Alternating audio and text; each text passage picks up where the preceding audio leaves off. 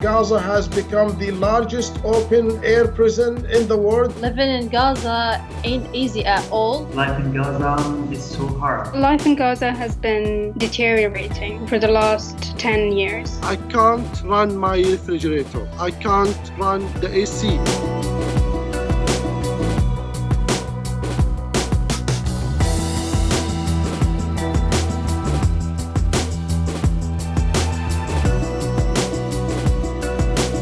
It is the world's biggest open prison. My family hasn't left the Gaza Strip since the summer of 1997. My biggest dream is to travel from Gaza for one time in my life and to see how life is from outside the walls of the prison. We're talking about a generation that has grown up in an open-air prison. This is an occupation and it's making the life of Palestinians literally a hell. We're here dying, literally we're dying. The occupation affects every single aspect of my life. More than 50% of the Palestinians in Gaza are under poverty line, and more than 44% of the Palestinians are unemployed. Unemployment among Palestinian youth between the age of 20 and 29 is more than 60%. The most common thing in Gaza, and which affects everyone, is the electricity, of course. Having only 4 hours of electricity every day. Regarding the Great Return March, right? Actually, the power just come after 16 hours of cut. We are in the 21st century. When you have only 4 hours of electricity a day, what would you do? What can you do? Lack of electricity is making our life much more miserable. Just trying to run your life around that. Trying to get your laundry done, your studying, charging all of your devices, etc. More personally, it affects my mental health and my family's mental health. Yeah, actually the power cut again. So 70% of the youth in Gaza are living through severe depression, and that depression is leading youth in Gaza into suicide. I have so many friends who admitted to me that they tried to commit suicide more than once. 80% of the Palestinian people are living on aid from the NGOs and from UNRWA.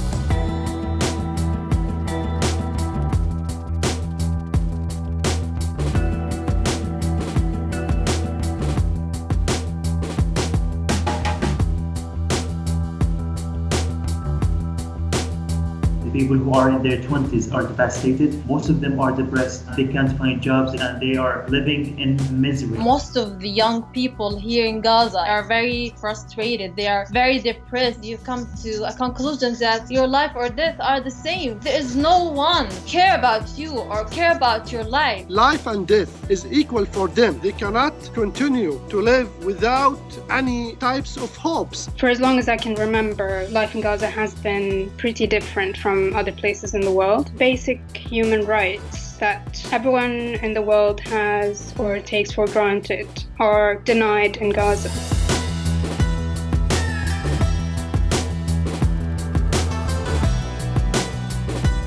The youth who going there wanted to send a message to all the people all over the world that we are part of the equation. It's basically a call for human rights, for equal human rights for everyone. This protest was designed and orchestrated by young, independent and frustrated Palestinians who were sick, tired and exhausted of their living conditions and decided to start this non-violent protest against Israel.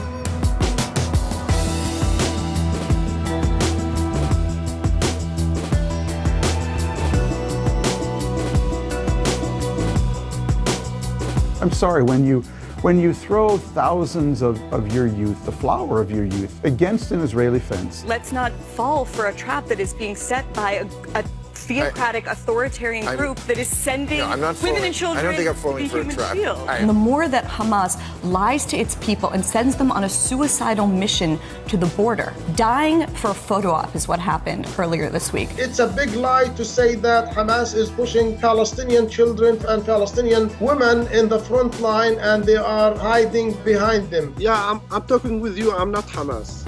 I was greatly disappointed with the narrative that some people in the US were adopting. To adopt that narrative is to dehumanize Palestinians. It's to say that these people do not have the right to live, let alone demand their own rights. I'm not Hamas. My father is not Hamas. My mother is not Hamas. Let's start with Hamas in Gaza. I mean, that was an act of human sacrifice.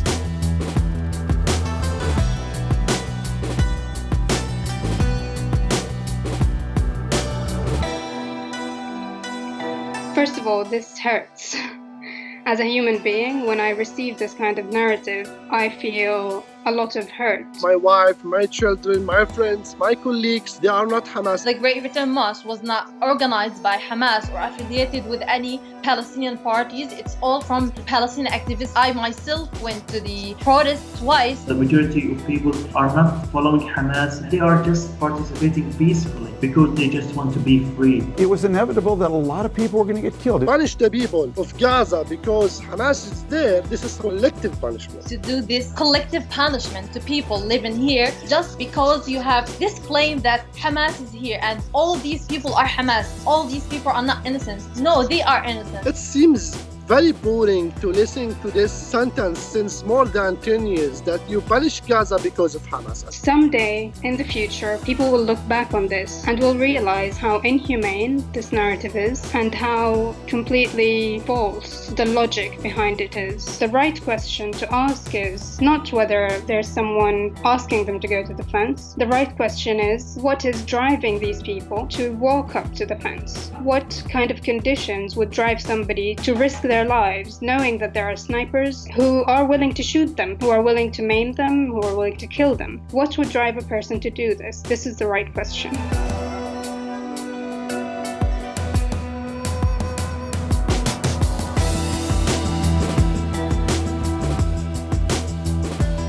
My dream is to travel. I have never ever tried a plane or have ever seen a country other than Gaza. For youth in Gaza, we have only two dreams: to travel or to have a job, and we are not permitted to have either. I have never lived Gaza before. I'm hoping that the situation will change in a way where I don't have to worry anymore about when I can travel or when I can come back to visit my family. I want the situation to change where I feel like an equal human being to Israelis.